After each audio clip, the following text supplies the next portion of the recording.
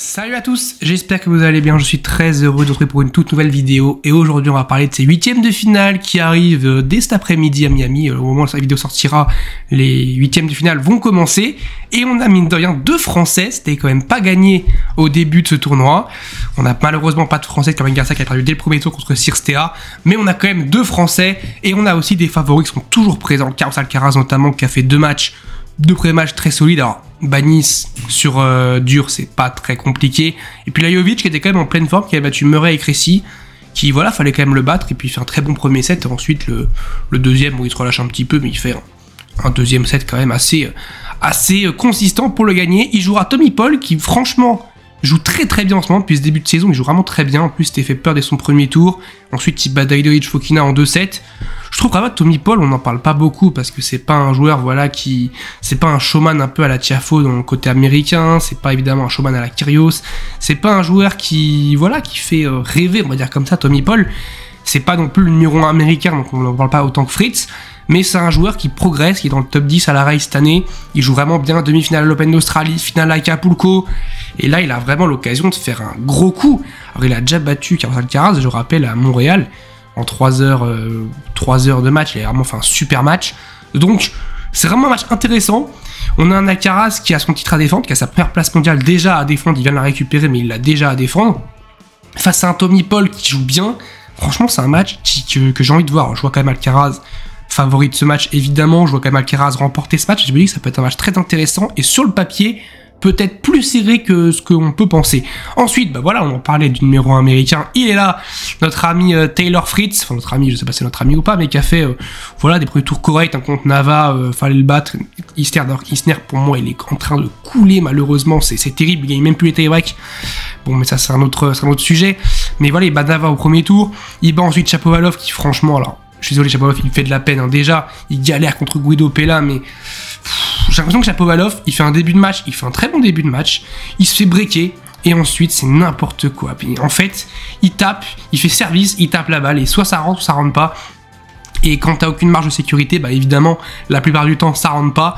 T'as pas de plan B, t'as rien. Shapovalov, t'as l'impression que c'est un talent, mais de dingue. Ce joueur-là, quand il arrive en 2017, qui bat Rafael Nadal à Montréal ou à Toronto, bref, au Canada, c'est une bouffée d'air frais, ce joueur-là. Ça y est, c'est lui le futur. Et maintenant, bah ouais, par rapport à un Fritz, pourtant par rapport à un Fritz, j'ai l'impression sur le talent intrinsèque, sur le talent originel quand même, c'est pour moi Shapovalov qui est quand même censé avoir un meilleur tennis que Taylor Fritz. Mais Fritz, il est plus bosseur, il est plus consistant, il a plus de rigueur. Et voilà, bah, pour le tennis, le talent ne fait pas tout. Et pour moi, Fritz, bah voilà, est un meilleur joueur que Shapovalov dans tous ces domaines-là. Si on englobe tous les domaines, et bah Fritz est un meilleur joueur de tennis que Shapovalov. Et le score 6-4, 6-4, et bah il se reflète très bien. Il joue à Rune, ça aussi c'est un match très intéressant. Et franchement, on a de beaux matchs. Hein. Alcaraz, Tommy Paul, c'est un beau match. Fritz, Rune, c'est un super match. Avec un Rune qui, voilà, joue bien. Joue vraiment bien, un Fritz qui aussi j'ai dit joue bien, ça peut être un match très intéressant, un Rune qui a peut-être n'a pas encore totalement lancé sa saison, il voudrait être une victoire pour lancer sa saison et peut-être un Alcaraz Rune en quart de finale. On regarde un petit peu les tours d'après et on se dit hey, un Alcaraz Rune intéressant, sauf qu'à Bercy on a été un petit peu on est resté un peu sur notre fin avec l'abandon d'Alcaraz. Là, pourquoi pas? Ou alors on peut avoir un Paul contre Fritz, et ça peut être un super match pour les Américains aussi, pour vraiment, voilà, promouvoir ce tennis américain qui est très très bon. VDZ qui jouera à Ruusuvuori, alors là c'est un huitième qui fait un peu moins rêver. À qui la faute? Premièrement, la faute à Casper Ruud qui n'est pas capable de gagner 2 matchs de suite depuis le début de saison. Ça commence à faire beaucoup. On va voir sur terre battue, il va déjà jouer à Estoril la semaine prochaine, on va voir sur terre battue ce que ça donne. Mais si ça commence à perdre beaucoup de matchs sur terre battue, ça peut très très vite dégringoler au classement pour monsieur Casper Ruud. Ensuite, la faute à qui? À Alexander Zverev qui est un petit peu retombé dans ses travers et qui s'est fait laminer par Taro Daniel. Mais Taro Daniel qui n'a pas été capable de suivre, de concrétiser sa victoire face à Ruusuvuori. Et Ruusuvuori qui a quand même battu Bautista Agut. Franchement, c'est pas mal. Et voilà, on a un match, bah, c'est intéressant. Il y en a un qui va aller en quart de finale. Alors, c'est pas un match, honnêtement, je vais le dire, hein, ça me fait pas rêver, VDZ, Ruusuvuori. Mais il y en a un qui va aller en quart de finale face à soit Sinner, soit Rublev. Ça aussi, c'est un super match. Un Sinner qui souvent va en 8ème, en quart de finale. C'est toujours très compliqué d'aller un petit peu plus haut. Faut vraiment qu'il y arrive. Il était en demi, donc quand même à Indian Wells. Mais vraiment, il est très très bon. Yannick Sinner, il est finale d'ailleurs ici déjà en 2021. Et Rublev qui vraiment a explosé Kekmanovic, qui pourtant Kekmanovic, on sait que c'est un joueur quand même qui a très bien joué à Miami, notamment l'année dernière. Il a laminé, il n'y a pas une match en face qui est plutôt assez rapide. Hein. J'avais dit que ça allait être plutôt lent parce que je pensais que ça allait être un peu comme l'année dernière, mais non, c'est rapide, c'est plus rapide qu'Indian Wells. Faut dire qu'Indian Wells était vraiment très très lent. Donc ouais, c'est plutôt rapide. Donc Rublev, c'est un joueur qui peut tirer son épingle du jeu sur une surface comme ça.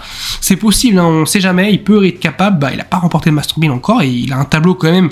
Pour moi, le vainqueur de ce match va aller en demi-finale parce qu'ensuite VDZ ou Souviori joue quand même le vainqueur de Sinner Rublev à en demi-finale.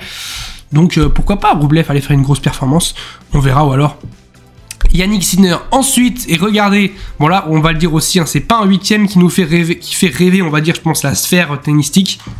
Mais nous, en tant que Français, ça nous fait rêver parce qu'on a Adrian Manarino qui jouera Eubanks, la belle histoire aussi, Chris Eubanks qui sort des qualifications, qui a notamment battu Kudla, Koric, Greg Barrère malheureusement.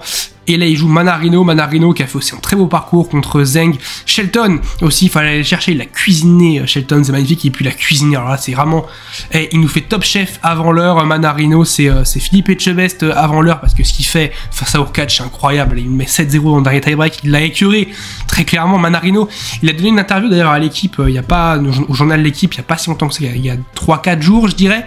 Vraiment, je vous conseille, si vous avez l'équipe, d'aller la lire, d'aller la voir, parce que c'est très intéressant ce qu'il dit. Il dit, ouais, je déteste me voir jouer au tennis, un peu comme Gilles Simon, je suis pas sûr de le faire lever les foules, mais tactiquement, c'est quand même vraiment très intéressant ce que produit Manarino, et je trouve que nous, en termes de les amateurs du tennis, on est quand même plus proche peut-être d'un style à la Manarino, même si on veut peut-être plus ressembler, je sais pas, à un Nadal, à un Federer, à un Djokovic, et ben on est quand même plus proche de ressembler à un Manarino et à un Gilles Simon qu'à un Djokovic et un Federer, c'est-à-dire qu'on peut plus s'inspirer de ce qu'on font des Manarino, des Gilles Simon, qui sont ce que j'appelle des besogneux. Ça veut dire que c'est des joueurs, voilà, comme ça, ça paye pas de mine, hein, tu vois, Manarino, tu te dis, ça paye pas de mine, mais c'est un joueur, voilà, qui va avec sa patte gauche, qui va t'enquiquiner, qui va te sortir des revers longue ligne, des fois venus d'ailleurs, qui va jouer dans la diagonale pendant 10 coups de suite sans broncher, sans faire une balle boisée. C'est Adrian Manarino et ça a écœuré Hurkacz. Et honnêtement, alors là, on va pas faire la fine bouche, hein. Il y a quand même un espace grand ouvert pour aller en quart de finale. Un autre Français, il est là, c'est Quentin Halys. Alors très compliqué lui pour aller en quart de finale, malheureusement il a pas la même chance que Manarino sur son tirage, enfin sur son tour, même si déjà il fait un très très bon parcours en tour face à Martinez, il fallait le battre, j'ai dit, il a réussi à le faire. De Minor, honnêtement, je ne voyais pas passer, il est passé. De Minor qui fait quand même 2 défaites au premier tour à Indian Wells et à Miami. Après son titre à Acapulco, c'est pas fou. Il bat ensuite McDonald, il profite de la défaite de Berrettini, d'ailleurs, c'est aussi Berrettini, c'est terrible ce qui se passe en ce moment. Et là, il joue Medvedev qui a pas joué depuis 4 jours.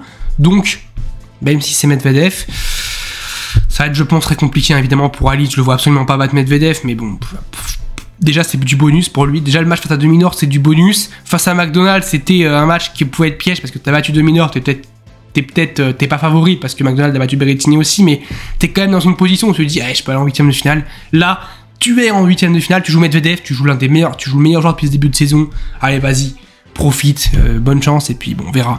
Ensuite, Cerundolo qui aime bien l'air floridien, je pense, hein, il a battu Félix Auger-Aliassime qui...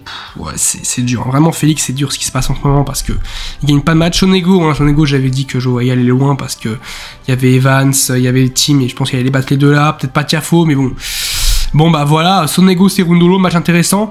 Sonego qui peut remonter au classement, il fait un assez bon début de saison, il avait fait une très mauvaise saison l'année dernière, là il fait un bon début de saison, donc à voir. Cerundolo, à voir aussi, parce qu'il est capable aussi d'aller encore, pourquoi pas, en Cerundolo, il paye pas de mine, mais bon, Miami, ça lui réussit bien, donc on verra, hein. Et ensuite, Khachanov, qui a fait un très gros match contre les HK, qui avait pourtant fait un bon début de tournoi, j'allais dire un bon début de saison, mais un bon début de saison aussi, mais Khachanov, qui voilà, qui avait assez mal commencé contre Etcheverry, qui avait un peu de mal contre Etcheverry.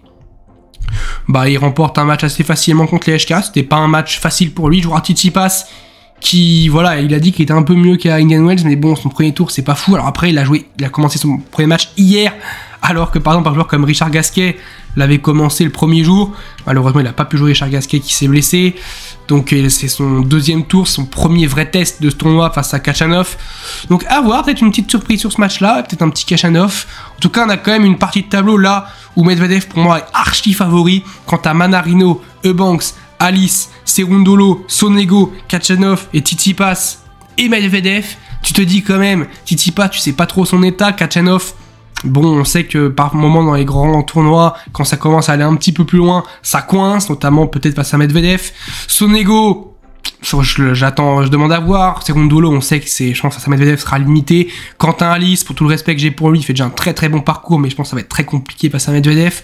Manarino peut peut-être enquiquiner, mais bon, de là à battre Medvedev, je ne sais pas. Et puis Eubanks, je ne vois pas non plus battre Medvedev. Donc pour moi, Medvedev est quand même l'archi favori de cette partie de tableau. De l'autre côté, c'est quand même bien plus ouvert, bien plus. On peut avoir des joueurs qui peuvent sortir du lot. On peut avoir Rublev qui peut sortir cette partie de tableau, Sinner qui peut sortir cette partie de tableau, Holger Rune qui peut sortir de cette partie de tableau, Taylor Fritz qui peut sortir cette partie de tableau, Tommy Paul aussi qui peut tirer son épingle du jeu, et évidemment Carlos Alcaraz.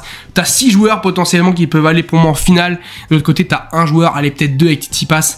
Donc voilà, c'est quand même assez déséquilibré sur les deux parties. On a cette partie-là qui est phénoménale. On part des quarts de finale de dingue. Déjà les 8e sont fous. Alcaraz, Paul, Fritz, Rune, c'est déjà incroyable. Même VDZ, Rousseau-Viori, pour les deux, c'est un match assez ouvert pour les deux. Et puis Sinner, Rublev, c'est aussi un super match. Dites-moi vous, qui vous voulez voir aller au bout, qui dans cette partie de tableau là de la mort va sortir, parce que je pense que là, on est quand même assez d'accord pour dire que ce sera Medvedev, je pense en grande majorité. Il y a peut-être des petits Tsitsipas, mais je pense qu'en grande majorité, c'est Medvedev. Mais cette partie de tableau, dites-moi pour vous qui va sortir. On se retrouve très vite pour les tournois de Miami. Je vous dis salut à tous, portez-vous bien.